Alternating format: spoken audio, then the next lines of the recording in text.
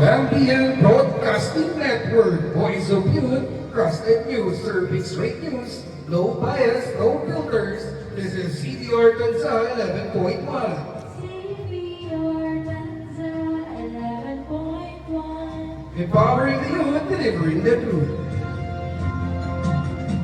Good day, Tanzania, so Cavite. It is June 20, 2025. We are here to deliver timely and trustworthy youth stories anytime, anywhere in the Philippines. This is Mary Rose Manate. And this is Joshua Gagan, empowering the youth, delivering the truth. Here are the top news we followed closely in the last 24 hours. For the local news, impeachment moves against Sara Duterte, gain momentum. For the national news, tensions between Israel and Gaza remain high as the new rockets are reportedly launched, despite growing international calls for a ceasefire.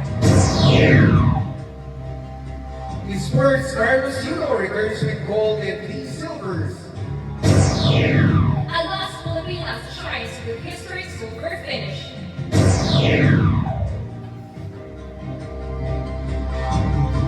Impeachment moves against Sara Duterte gain momentum. For more details, here's Lynn Santos, KD. A group of lawmakers has officially filed an impeachment complaint against Vice President Sara Duterte, citing various grounds. However, her allies have dismissed the move as politically motivated and lacking substantial evidence. This is KB Santos reporting, empowering the youth, delivering the truth. Tensions between Israel and Gaza remain high as the new rockets are reportedly launched, despite growing international calls for a ceasefire. Here's Eden Abakar for the report. Tel Aviv was once again targeted by rockets from Gaza, as fighting between Israel and Palestinian militants continues to escalate. In response, Israel launched more airstrikes along the Gaza border. International groups are calling for a ceasefire to protect civilians. Although talks are ongoing, the situation remains tense. This is Heather Joyce of Abacaro reporting, empowering the youth, delivering the truth. Stay tuned, we'll return shortly with more news.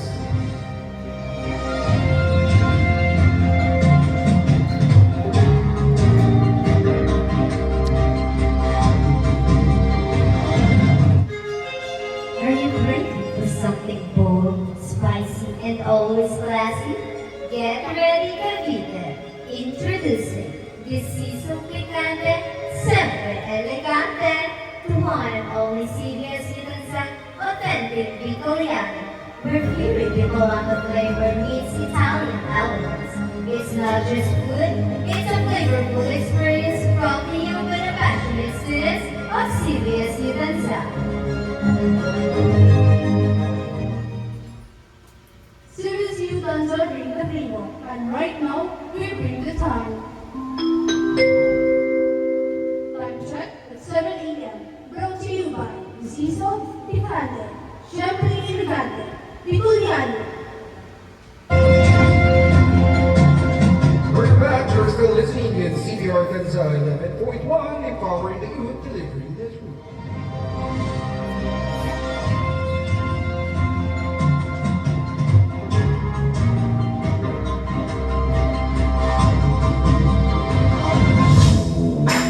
For the sports update, Carlos Yulo returns with gold and 3 bronze. Here's Regine Marie Santa for the update. Carlos Yulo is back in the Philippines after winning 1 gold and 3 bronze medals at the 2025 Asian Artistic Gymnastics Championships in Jeju, South Korea. He topped the 4 exercise and placed 3rd in the individual all-around, full, and parallel bars events. Kaloy was warmly welcomed at Ninoy Aquino International Airport Terminal 1 by Philippine Sports Commission Chairman Richard Bachman and Executive Director Paolo Francisco Tata, celebrating the the Philippines' continued success in gymnastics. This is Regina Ritani reporting, empowering the youth, delivering the truth. Alas Pilipinas shines with historic silver finish. For more details, here's Crystal J. Geronimo. Crystal? Alas Pilipinas face a tough challenge in 2025 ABC Women's Volleyball Asian Cup final against host and two-time champion Vietnam. In front of a roaring Allen crowd, Vietnam dominated with a straight set win, clinching their third consecutive title and a spot in the 2026 Asian Championship. Despite the loss, Alas Pilipinas made history by winning silver, their best finish in an ABC event, surpassing last year's bronze. The team's performance marked a milestone for the Philippines volleyball and sets the stage for future success. This is Crystal Geronimo reporting, empowering the youth, delivering the truth.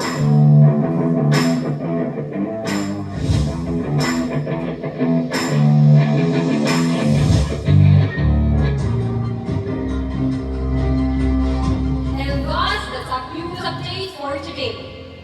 We are always here to deliver timely and trustworthy youth stories anytime, anywhere in the Philippines. This is Joshua Pagkaan. And this is Ericos Benate. See you again next time to serve straight news. No bias, no filters.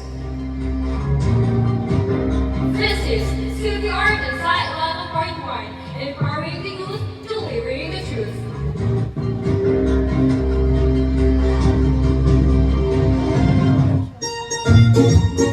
Wait, pizza? Bebinka? You heard that right? Say hello to the sensational Philip Pizza Bites of CBS Utanza. It's a bite of Philippines and a slice of Italy. Crispy, cheesy, and 100% Pinoy Italian fusion. One bite and you'll say, Manga bene, kain pa tayo!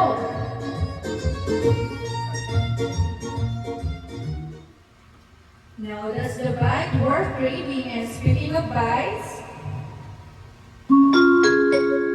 time check. It's 7:05 a.m. Brought to you by Philippines and Bites of CBSU Tanza.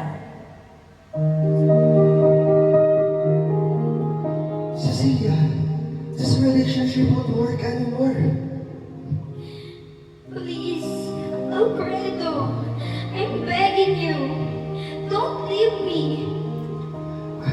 I'm sorry. I can't do this anymore. No, no, Alfredo. Rama Saturday. Rama Saturday with AJP. That's my Popoy. Brought to you by Podcast Network Asia. Podcast Network Asia.